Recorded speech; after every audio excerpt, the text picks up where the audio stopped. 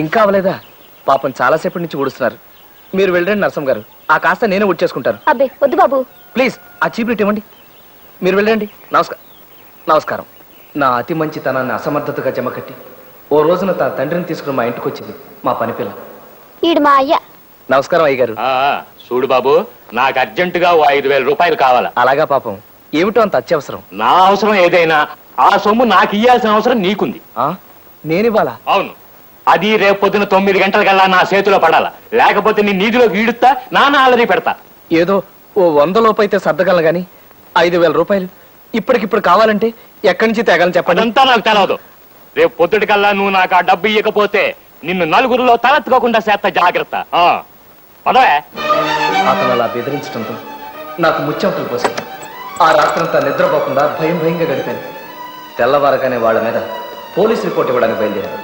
ఆగో, ఎక్కడికి వెళ్తున్నావు? పోలీస్ స్టేషన్ కి మీ మీద రిపోర్ట్ ఇవ్వడానికి. పోలీస్ స్టేషన్ కా? పద, మేము వస్తాం. పద, నీ గురించి మేము ఇస్తాం రిపోర్ట్. నా గురించా? ఏమని? ఏమనంటాయా? ఎంత అమాయకంగా అడుగుతున్నాడు. కట్టాలో పడి ఇల్లు గడవక తప్పనిసరి నా కూతుర్ని ఇంటికి పనికి పంపిస్తే దాన్ని మాయమాటలతో లొంగ తీసుకుని దానికి నెల తప్పేటట్టు చేస్తావా? అయ్యో, నేను తప్పేటట్టుగా చేశానా? ఏమండి, నేను అలాంటి వాడిని కాదండి. సాధ్యమైనంత వరకు తోటి స్టూడెంట్స్ కి సహాయపడి వాళ్ళందరూ పాస్ అయ్యేటట్టు చేశాను కానీ ఎవరిని తప్పేటట్టు చేయలేదండి. నోరు ముయ్యవయ్యా. నా కూతురు తల్లి కాబోతుంది. దానికి ఇప్పుడు 3వ నెల. అలాగా? ఈ విషయం నరసింహ నాతో చెప్పలేదే. ఏమండి? ఆ విషయం మాకు ఇప్పుడే తెలిసింది. నీకు ఆ కబురు శబ్దమనే వస్తున్నాం. ఎంతైనా ఆ బిడ్డకి తండ్రివి కదా. నేను? ఇదేమిటండి? నేను నరసింహ గారిని? చచ్చా. ఏమండి, ఇది అన్యాయం అండి. నేనే పాపం ఎరగను. చేసిందంతా చేసి ఇప్పుడు ఏం ఎరగనంటే నా గతి ఏంటి? చెప్పండి బాబు, మీరే న్యాయం చెప్పండి. నా బిడ్డ నీ ఇంటికి పని మనిషిగా పంపిస్తే దాన్ని లోపరుచుకొని దానికి గర్భం చేశాడు. ఏటయ్యా ఇది అంటే నాకేం తెలియదు అంటున్నాడు.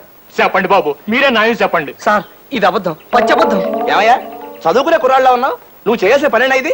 ఎంత అమాయకంగా కనబడుతున్నాడు చూడండి. సార్, నాకేం తెలియదు సార్. ఒట్టు, సరస్వతి దేవి మీద ఒట్టు. ఇప్పుడు నా బిడ్డ మెడలో తాళి కట్టనంటే అది ఊరేసుకుంటుంది. నా బిడ్డను నాకు దక్కించండి బాబు, మీ కాళ్ళు కొట్టుకుంటాను. ఇదిగో, ఇట్టని మాటలు మాట్లాడుకో. నేను ఎవరిని పెళ్లి చేసుకోను. ఓ పలుసు పిల్లలు సడగొట్టి పెళ్లి చేసుకోవాలంటే ఊరుకుంటారట. అతనితో మాట్లాడండి. 4 తగిలిస్తే తెక్క కుది దారిలోకి వస్తాడు.